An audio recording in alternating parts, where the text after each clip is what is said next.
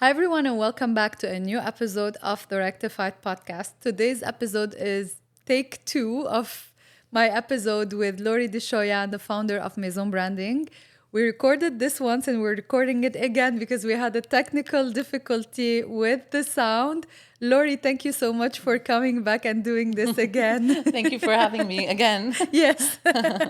Lorie, for anyone meeting you for the first time, what's the story behind your agency? My story behind my agency. So I graduated in marketing from Concordia University. My first job was in PR.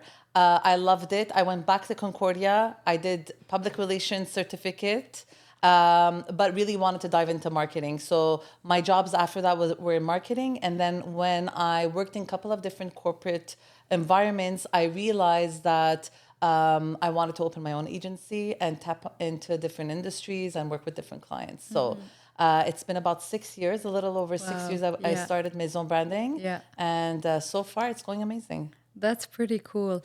Thank you. What kind of clients do you work with, and what are the services that you offer? I work with different types of clients from across the world. So it's Yeah. not only based in Montreal or in Canada, from different industries, whether it be retail, whether it's in the pharma industry, whether it's educational. We work with really different types of industries.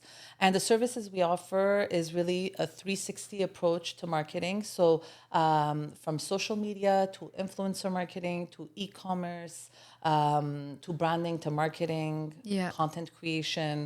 We really do it all. Before we dive in, a quick ask. If you're watching or listening, hit subscribe or follow on whatever platform you're tuning in from. And don't forget to leave a review. It helps more founders like you find the show, and it helps us keep bringing these conversations to life. From your work in social media and all these brands, etc., what's the biggest shift you've seen on social media for brands over like the past year or so? A huge shift has been into organic content and social media versus perfectly curated content. Yeah. I think that's the biggest shift that we've seen in the last while. And that has helped a lot of the content creators because you don't need the fancy studio and the fancy camera to Yeah. create that organic content that they're looking for. It's Yeah. what the audience is looking to really connect. Yeah. So basically, by organic, you mean more authentic, more real. Absolutely, It yeah. doesn't look very curated. Exactly. Yeah. Exactly. That's what it is. So in the past, a photo shoot would Yeah. be in a studio with photos and Yeah. photographers, and the camera and this, that, a huge setup. Of course, we still need that Yeah. for big campaigns, for professional photography we need for the website, for example. Real creation doesn't need to be perfect. We True. can create it on our iPhones. We can create authentic content that the audience can Yeah. connect with and can engage better with. It's true that I'm seeing more and more brands post things like that more.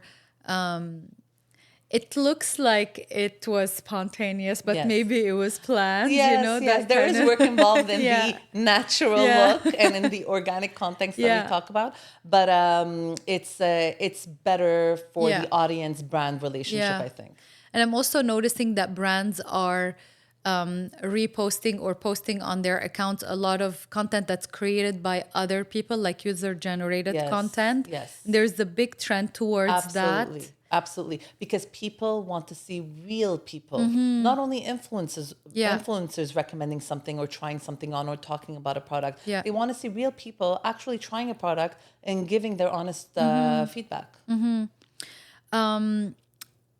What does organic content look like nowadays? We're talking about authenticity. We're talking about user-generated content. It's also pre-planned, and it also has to look natural. How do we create that? Like, what do you do in your agency if I come and I have my own brand and I'm like, Lorie, I need organic content for my brand. How do you go about that? Well, the first question I would ask is, what is your objective? What are you Yeah. looking for with this campaign? Do you need more followers on your page? Do you want to drive more traffic to your website? What is the purpose of this campaign? Based on that, then we'll come up with a strategy on what kind of campaign would work Yeah. for your brand. Yeah. Whether it be, for example, is it a Mother's Day campaign and you want to feature real mothers talking about the product they've used, like your product, the Yeah, brand. that's pretty Is cool. it review based? Is Yeah. it? It really depends on Yeah. the objective, and we come up with a strategy that would work best for the client. I recently saw, I just remembered this. I saw one of my friend's mom. She was cooking in her kitchen and she was posted on one of like the big stores here, the store sells food. And I'm like, oh my God, this is this person's mom. Like, what is she doing? And it turns out that they did a campaign, like all the moms, That's so cute. yeah, from a certain ethnic background, and they're cooking those types of meals at home, and then they're posting them using the I ingredients love from the that. store. I It love was that. pretty cool. I just remembered it, but it's things like that that people connect with and relate to, and it gives a different vibe, even though it's pre-planned. Obviously, they Yeah. decided on whose mom they're gonna film and all of that. Yeah. Yeah. Yeah, but sometimes it's not pre-planned. No. It's really like for me, for example, going out and buying something and then Yeah. posting it on my feed just for my Yeah. own friends and family and Exactly. tagging the company. If your profile is public, the company will see that post, and if it's up to them if they want to Yeah. repost it or not. Yeah. Or sometimes they'll contact you and ask you for the actual video for them to post it, not only restore it on their page. So there's a lot of opportunities Yeah. for the regular people out there if they want to get seen Exactly. and really push this Yeah. type of content on their You feed. don't have to be a mega influencer Absolutely nowadays. not. Yeah, Absolutely not. that's an interesting shift, by the way. We saw this year with the influencer world and the user-generated Yes. content. Like random people are being picked up by big brands and they're being reposted and Absolutely. possibly being paid for it also. Absolutely. Micro influencers, that's what we call Yeah. it in the industry. Micro meaning influencers that don't have the hundreds of thousands of followers are doing really good in the Yeah. industry because Yeah. a lot of the brands can't afford Exactly. those big influencers anymore because it costs a lot of money. They come with a lot of benefits, of course. Yeah. Those bigger influencers, and there's a lot of benefits to hiring big influencers. So they opt for the micro influencers, Yeah. and instead of having one or two big influencers, they have like 25 micro, Yeah. and they get the word out there Yeah. with different types of audiences. For a smaller brand who wants to do such a campaign like with micro influencers, how should they approach that? Do they really absolutely need to work with like an agent or an agency who can book these people for them, or they can approach them? And how will they know like the dynamics, how to organize it and all of that? I feel it's better to have someone manage it, but like what do you tell them? Yes, anyone can do it. Let's be real. But it's like when you're selling your house. You can Yeah. sell your house also. Yeah. But it's better if you hire an agent just because they know exactly the steps to take and what to do, what not to do, the rules, regulations, etc. So same goes with marketing also. A marketing agency or a marketer knows what to do, has experience with campaigns like this, Yeah. can tell you and can save you time in avoiding things that are going to cost you a lot of money for no reason. So they're there to guide you and to direct you in the right direction. Exactly. So I would definitely recommend for them to go with an agency. And I think the main misconception about marketing agencies that people have and they don't want to hire is that it's extremely expensive and they can't afford it. Sometimes the time they put in and the money they spend on their quote unquote mistakes Yeah. is a lot of money. It costs them a lot of money and time. So sometimes it's better to start off with an agency, get the direction you need, get a grasp of how things work, and then maybe, you can do it on your own if you have that in you. But I definitely recommend to see a professional for these things. And also there's the part of organizing it. Like if you're doing a campaign and everything has to be released, I don't know, for Christmas during the same week, for Yes. example, and you're a business owner, you don't have the capacity to coordinate 10 different people and what type of Yes. content they created and all of these things. Absolutely. Marketing and social media, it's so time consuming. I think that's something people don't realize. Exactly. That it's easy to say, oh, yeah, I can post, I could do this. Yeah. I wish that for every Yeah. company owner. Exactly. But the reality is time is limited and you have so many things on your plate Yeah. that you need to start delegating what you should be doing in your company and what you should be delegating to someone else to do it for you. I was having this exact conversation yesterday with my cousin. She was telling me about some ideas she has about creating content and stuff. And I'm like, you know how much time it takes to create this podcast? Like, it's not just going for the hour and Absolutely. booking and talking, like having this conversation. It's a lot of work before and a lot of work Absolutely. after. And every single platform that you adopt actually takes even more time. Absolutely. Like these people who say repurpose this, repurpose that, Yes. yes, but it's not, it still takes work because you need to adapt to Absolutely. every single Absolutely. platforms. No, no, I 100% agree with that. Yeah. If you're a product based founder, I'd love to invite you to join the Scale Partner community. It's a free space where founders like you can connect, share ideas, and support each other. Inside, you'll find other people like you who are building brands, workshops to help you grow, and conversations that make the journey feel a little less lonely. Come join us. It's completely free at community.rectified.co/scale partner. What is the state of influencer marketing nowadays? I keep seeing people saying influencer marketing is dead, influencers are no longer this, no longer that. What's I going on? disagree. Influencers are still working. I work with many influencers. Some are very good at what they do, and we see a big results when we work with them in Yeah. terms of the return on Sales. investment and sales exactly. And some influencers are not doing so good. So I don't like when people generalize it because Yeah. it's not true that it's not working overall. It's just that companies have decided to shift their marketing budget differently. I think that's what the key is. What are they doing? In like I would say 2 or 3 years ago, they were spending a big sum of their marketing budget on influencer marketing. Right now, they're spending more money on content creation because they see that content on social media is working, is getting people's attention. So they're spending more money on content creation, on advertising, versus the influencer marketing aspect. It doesn't mean that they're not using influencers. It's just that they're limited. And Yeah. this is not, I'm not generalizing Yeah. also. Some companies are still spending a lot of money on influencers. But in general, if I look Yeah. at the majority, they've just shifted how they're spending their If marketing they have dollars, limited funds, probably. especially that. Yes. And what are like the big influencers, they charge a lot of money. Yes. And it's not everybody that can work with them. Yes. Many people, like I hear from the people I work with, etc., they're small or medium companies. And they think that if they land like one of these big influencers, they're gonna sell millions of dollars of product. How like is it better to have one big influencer and pay that person a lot of money because obviously they charge a lot for their large following, or is it better to have a bunch of smaller creators and give them your product and have them, promote that? 100%. If you're a small to medium company, I would start off with many micro influencers versus one big influencers. Because what if that one big influencer doesn't translate into sales for you? Yeah. Then what?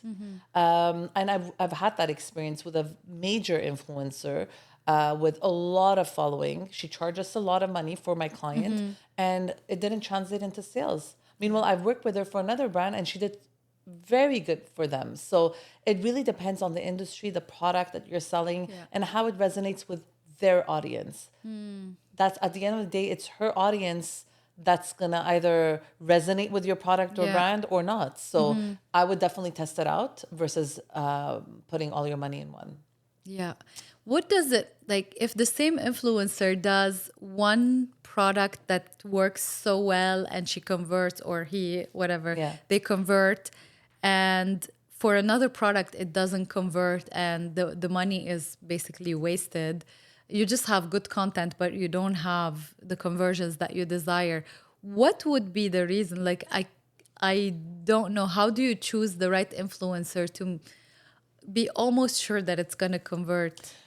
So what would be the reason I didn't convert? Like I said, maybe it's the audience that didn't connect with the product. They didn't like it. It's the time she posted or he posted. Yeah. It could be many different things. Maybe that week the person posted so many different brands that they're overwhelmed and lost a little in terms of Yes. what they should listen to, what they shouldn't. It really depends on the context of it all. Also, Yeah. it's not just a one-time thing.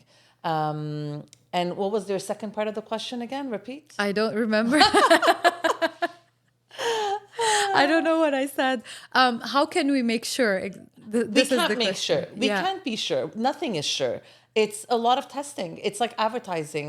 A lot of my clients tell me, okay, for example, I'll give you $5,000 this month Yeah. to use it for social media and Google advertising, and I absolutely need to see $20,000 in return. It doesn't work like that. I can't Okay. guarantee. And whoever in any marketing agency that can guarantee a return is not There's kosher. no Yeah, guarantee. no Yeah. guarantee. What is one thing that brands constantly get wrong about working with these creators? Over expectation. I think at the end of the day, if they heard that so and so worked with a company and this person sold 1,000 of this item, they're going to do the same for me, and they hire them based on that result, Yeah. and don't think that it might not work for their product because maybe it's just not for their audience. So I think it's the over expectation. I think, like I said, you should test things. It's a lot of A/B testing in marketing. Try something. If it works, then grow it more. Do it again. And implicate it more in your marketing strategy for the following months and etc. But don't put all your eggs in one basket. And then if it doesn't work, just, collapse. If you're building a product based brand, you don't have to do it alone. The Scale Partner community is a free space where founders connect, exchange ideas, and support each other. Inside, you'll find workshops, honest conversations about growth, and people who truly get the journey. Join us for free at community.rectified.co/scale partner. There's a very big rise of AI content. AI videos, AI product shoots, AI influencers. Speaking of influencers, how are you as an agency dealing with that? And let's start with that first. Yes. So content for a marketer means everything from video, like you said, from Yeah. photos to writing, to the content, the writing, the product descriptions, the writing on the banners, the e-com information on the website. Anything that's on a website is content, whether it's images, videos, or writing. So for marketers, the AI aspect has helped us tremendously. At the beginning, I'm not going to lie to you, I was scared, I was intimidated, I was confused, and I was hesitant in trying it even. I'm like, do I even want to start? What if I rely on it too much and I stop using my actual brain to write stuff and to produce stuff. Yeah. So it took me a long time until I dove in and I actually started using it for my business because I didn't want to rely on it. And what I learned is you can't rely on it and you shouldn't rely. If anyone, especially marketing agency, relies all of their strategies, their content, etc., on AI, that's the problem. You need some human brain involved in this. You need to strategize with your team. You need to look at different things that were done in the past, but you should be using AI to help you. It's going to streamline things. It's going to save you time. Exactly. You know how many times I've been like going back and forth on an idea and this AI magically helped me come up with a solution. Not magically, but you know what I mean. It's helping us. I think it's interesting. I think we should be using it. But just be mindful how you're using it. Exactly. And what you're using it for. I do use a lot of AI. It helps me a lot. It did replace people. Yeah. Unfortunately. Yes. And fortunately, I don't know. Yes. It's good and it's bad. Yes. But with the content, I still prefer personally, I mean visual content, not the written content. I personally prefer to see real people, real, product shoots, real videos, real influencers even. But many brands are going towards an AI created image for their Instagram or AI created video or things like that. What do you prefer personally? Personally, it's a good question. I like both. I still like the human aspect better just because humans relate to humans more. But I do like the AI aspect because you can do anything and everything. So it's interesting for marketers to really tap into the unknown and see what can be done and push limits. Yeah. So I think it's I think it's 50-50 for me for now. Ask me again in a year. I might have a Yeah. different answer. For me, for now, I'm intrigued. Yeah. But I still do not want to lose the human touch for sure. I'm gonna do another episode in a year, and we're gonna We'll see talk what I about answer. this. We're gonna talk about this again. I actually do have some guests who come back, so maybe There you we go. can do that in a There you year. go. But this whole AI world is very interesting, and people are thinking that they can do this also, just like influencer marketing and just like UGC content and just like everything we're doing. They still think that we can do it in a very cheap way. However, it still costs a lot of Yes. money Yes. to create the good quality ones. If it's 100%. an image, if it's a video. This week I'm seeing something trending, something like it's wool and it's people and the whole cities and something like that, but it's made as if it's Yes. made of wool. Yes, I saw that. Did you Yes, see yes, those? yes. AI is not cheap. Good AI content could cost more than actual photo shoots. Exactly. So we have to be mindful. I had a client once that contacted me and showed me an ad from a very big brand, like we're talking Gucci, Fendi type Yeah, of yeah, brand, and they're like, I want to replicate this more or less for my brand, and I'm like, sure, no problem. 6 digits. Like it's gonna cost you a lot of money. Yeah. It's not that because it's AI, it's gonna be a press of a button and you're gonna get No. something similar. It's a lot of money. So maybe in a couple of years it's gonna change. For We're sure. still at the very For beginning sure. stages Yeah. of it. Yeah. But it depends on what you're looking Yeah. for. People say AI loosely these days. AI means a lot of things and could do a lot of different things. And the results are different also. So Yeah. it really depends on Yeah. what we're talking about. And with everything AI, I feel it's like an 80% result, and then there's still like a 20% that you have to do with a human to make it really either sound like, if you're writing, sound like you, or sound like the brand, or look like you. I'm no expert in creating graphics or anything. I do use it a lot to write things or to Yes. like brainstorm and stuff like that, or even research things, but it is helpful It is. to use it. It definitely is. So I'm gonna do like a rapid fire round Okay. of questions, and then we'll see where we go from there. Okay. So what's one overrated social media trend? Perfectly created feeds. Okay, what's going on there? I think the perfectly curated feeds are a thing of a past. I think people should more focus on what they want to post when they want to post. Yeah. Yes, of course, aesthetically want it to look nice, but those curated, perfect Yeah. feed with the perfect color matching, it's long gone. I'm still seeing that, but I do also see a shift of some messy feeds on Instagram, for example. Yeah, and don't get me wrong, I don't mean Yeah. from perfectly created to messy. Yeah. It's not, we're not talking that drastic, but it's more posting content that your audience wants to see versus posting only things that look good. There's a difference. Yeah. Now it does make Yeah, sense. yeah. It still has to feel like you and your brand and your identity. Yes. But it's not like this, I woke up and I look like Yes, this kind yes, of way. Exactly. All right.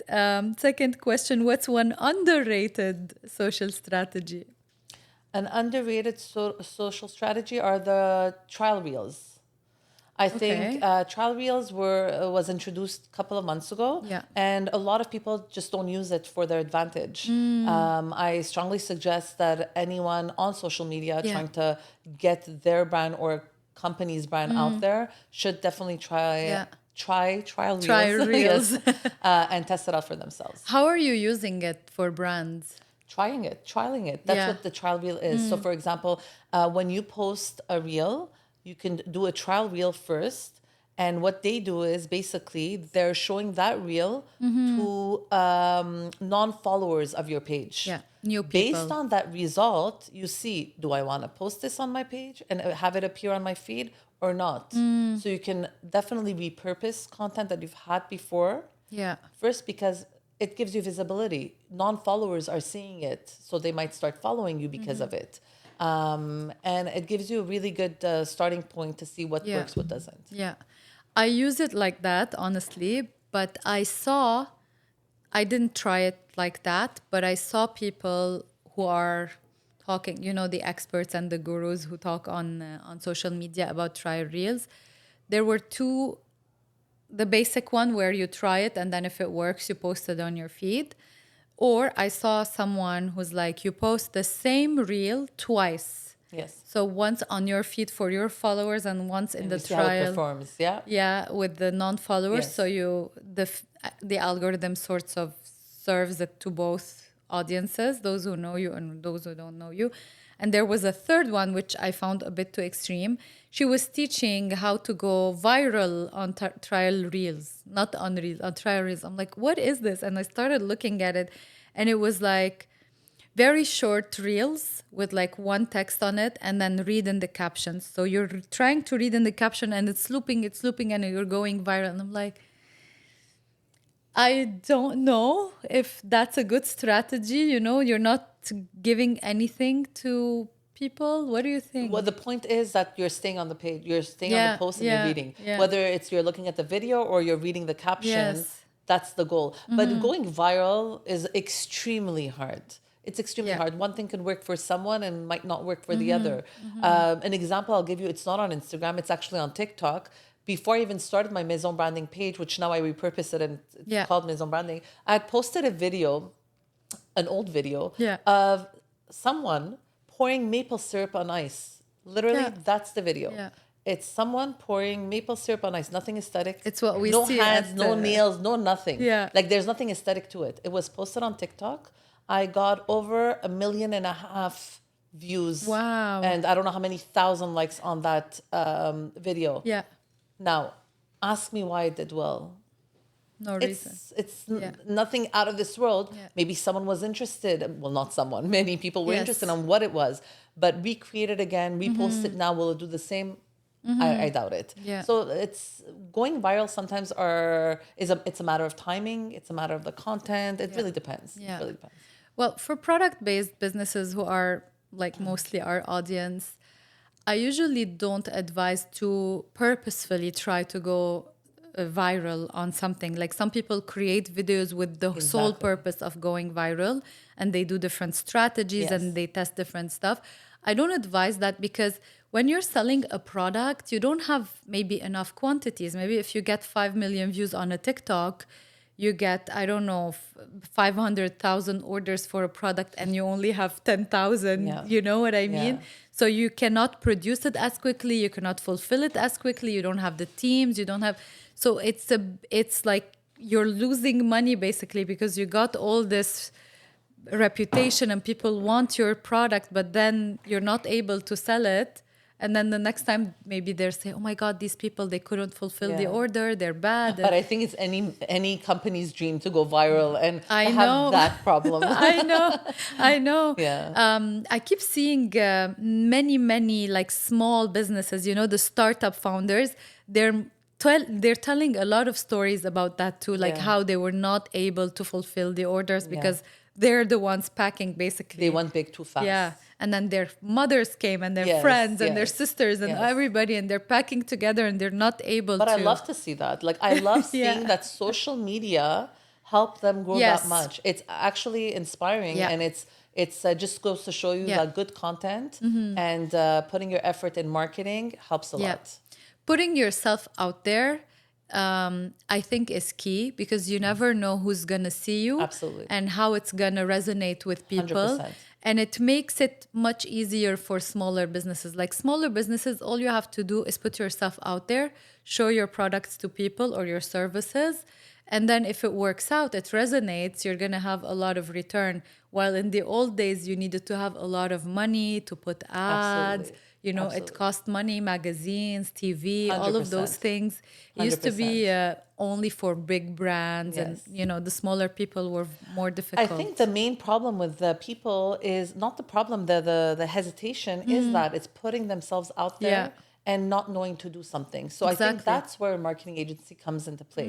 First, if we have to put you in front of a camera because it's your services. Yes. Let's say you're a personal trainer, you're a hairdresser, or you're offering a service and you want to put yourself out there. We help you, guide you on how to say things, how to look, how to do your videos. Exactly. We're like holding your hand and doing it with you. And the other part where they don't know how to do, well, we're here to help you. So I think what you said is so key, that you need to put yourself out there. It's so important. Exactly. If it's not you, your product, one way or another. Absolutely. We said it's rapid fire, but we're stopping for every This is not rapid fire. Let's go. because I mean, every time we sit together, we keep talking like this. Next question. Okay. This is rapid fire.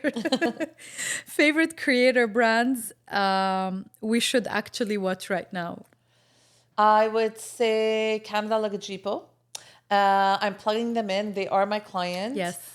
They are doing amazing. They're a travel brand out of Canada, out of Montreal, and they're just doing fantastic. So I would like to plug them in for this. And if I can, I would like to plug in another client of mine. Yes, go ahead. She's a female-owned business. It's called Nanor. They do luxury candles and body scrubs. And I love what they're doing. I love what their story is about. I like that everything is made in Canada, which is rare to see nowadays. And it's just luxury products, and it's women owned. And I strongly support that. Amazing. We're going to link to both of them in the description of the podcast. Go check them out. Thank you.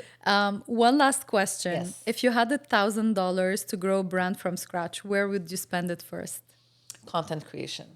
Yeah. 100%. Without the content, you can't get the word out, whether it's visual or writing. But let's forget about the writing part. Creating good content, reels, photography, images to use on social media to try to go viral. Yes. And have that problem we were talking about before. Yes, exactly. Thank you for being a guest on the podcast. Thank you for having me. To all the listeners, we'll be back next week with a new episode.